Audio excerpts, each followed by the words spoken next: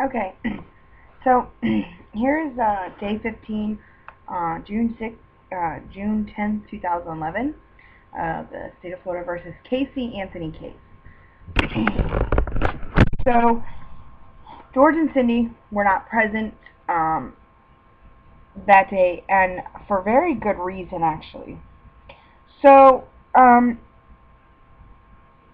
Casey comes in, seems fine, seems very well, fixing the table, even smiling at some points before court comes to session. This is continued as state's witness Gary Utz. They show more pictures of Kaylee's shorts with holes in them. Casey head is down and her eyes are closed. Shows pieces of a shirt with a tag. Shows photo of the blanket. Casey looking up now with a pissed off look on her face. Mean, nasty look on her face. Just very not nice. Defense cross-examined by Cheney Mason. Asks about that there was not any duct tape on the, I guess, left side of her mouth, because it was all here with the hair. And he said the duct tape was not attached at all the way around the skull. He didn't examine the duct tape. He wore gloves and took duct tape off and put it in an evidence bag and sent it to the FBI lab to be examined. His job, he said, was primarily to just do a preliminary examination. There was portions of bone that were disfigured due to animals. There was no cuts to the bones, like they hadn't, she hadn't been dismembered after death. And at this point, Casey seems to be trying really hard to cry. He did not make the determination of cause or manner of death and does not know cause or manner of death. Dr. G, which is Dr. Garibaldi, is the one who does the official determination of death, and it was a homicide. State redirect again, not a whole lot, just trying to, what they did was, try to clear up a few things that the defense was trying to basically break down. Casey's head at this point is back down and eyes are closed. State's witness Dr. John Schultz, associate professor in anthropology, he talks about his background.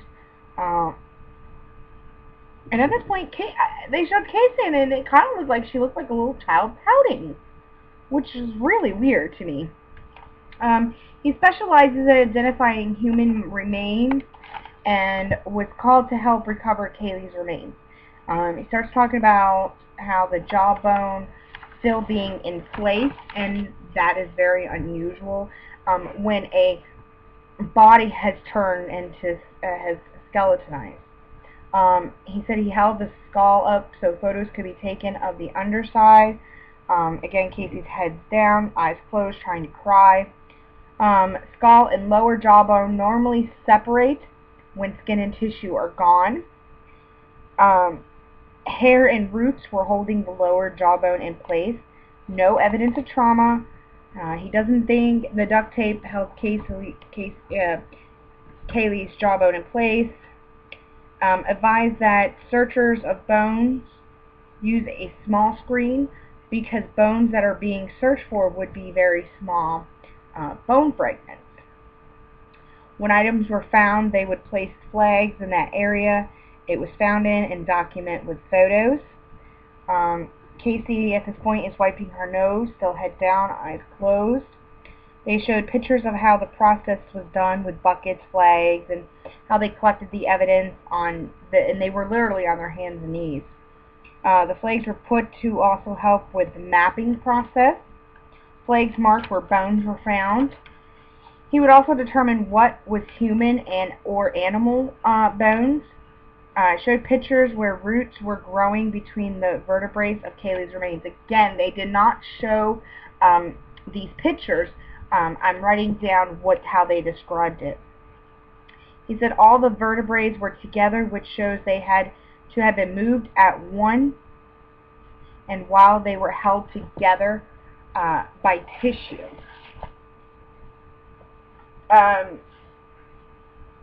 Showed a picture of bones that had been chewed on by animals. Again, we didn't see this.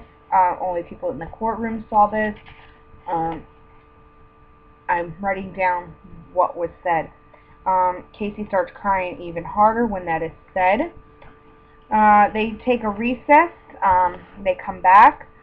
Recovery took 9 days from 12/11/2008 to 12/20/2008.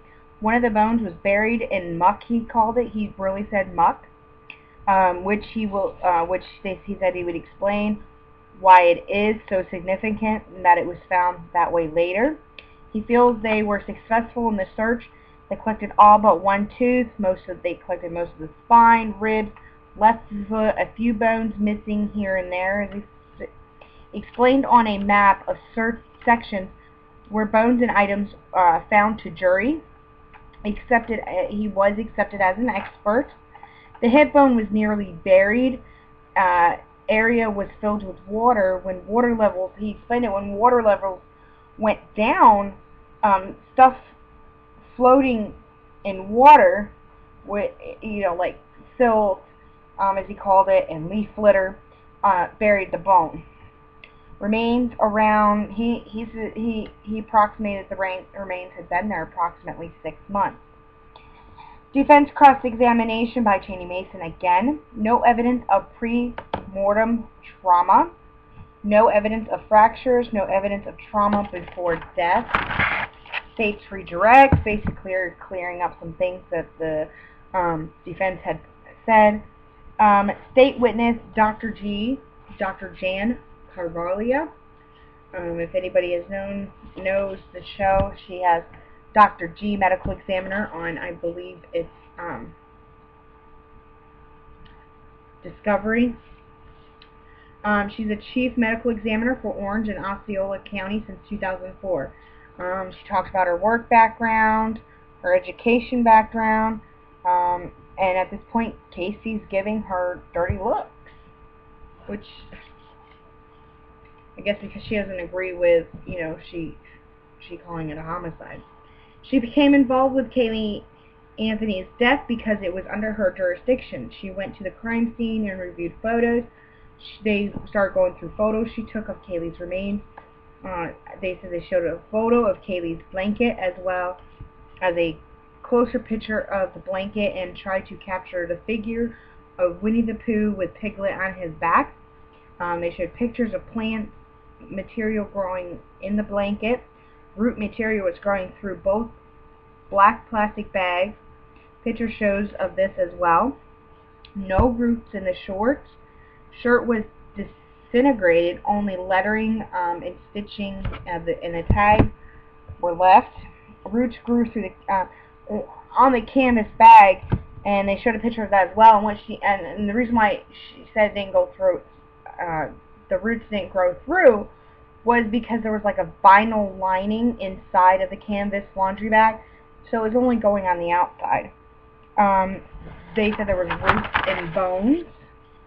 They did DNA to try and identify the remains. Sent bone to FBI for DNA testing. Shows picture of bone after it was returned. Removed a piece of bone to test for DNA. Identified remains FBI as Kaylee remains. It's her job to determine cause and manner of death. They research for lunch. They come back and they continue with Dr. G. In her opinion, Kaylee's death was a homicide. She bases that opinion on 3 main items. First red flag, that when a child is not reported right away with an injury, that's what they look for, and for foul play. Kaylee was not reported for a long time. Second, that makes it a homicide. Is that the body was hidden. Also, these children are in are in containers like a suitcase or plastic bags, like Kaylee was. And then last, the duct tape located on her face.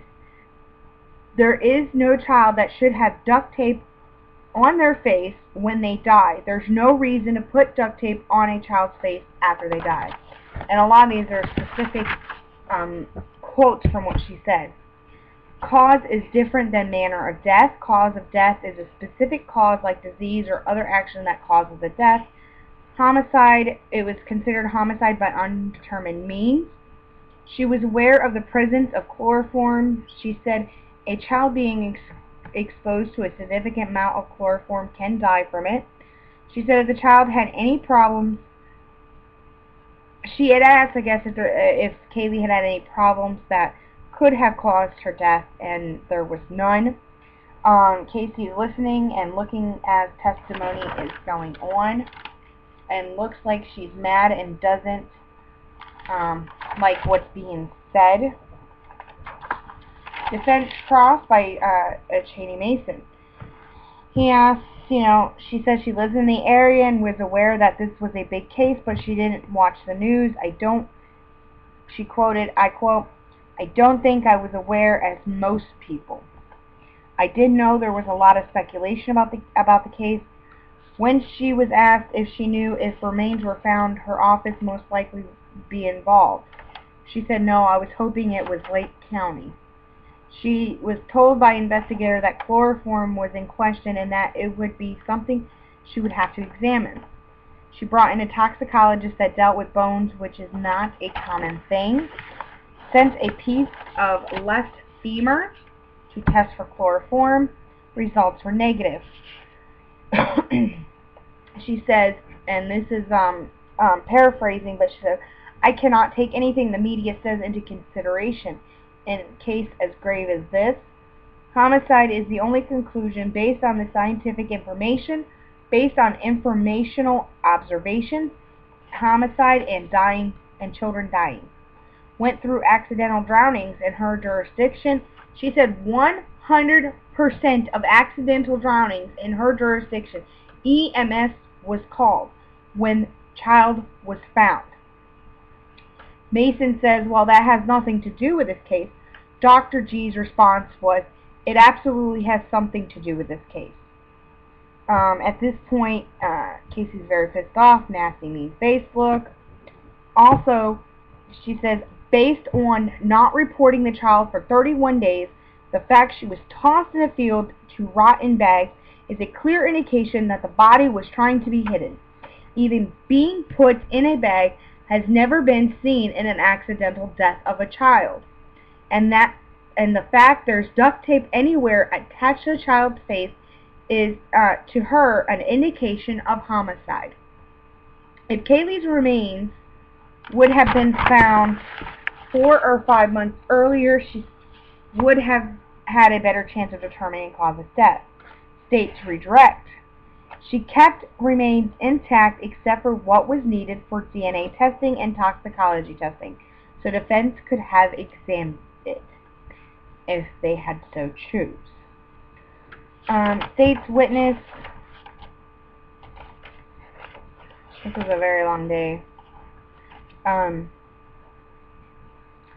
State's witness, Dr. Michael Warren. Jury recess. Judge has things to take care of. Some things outside of their presence, they were told. So this is part 1 of my day 15. Part 2 will be next.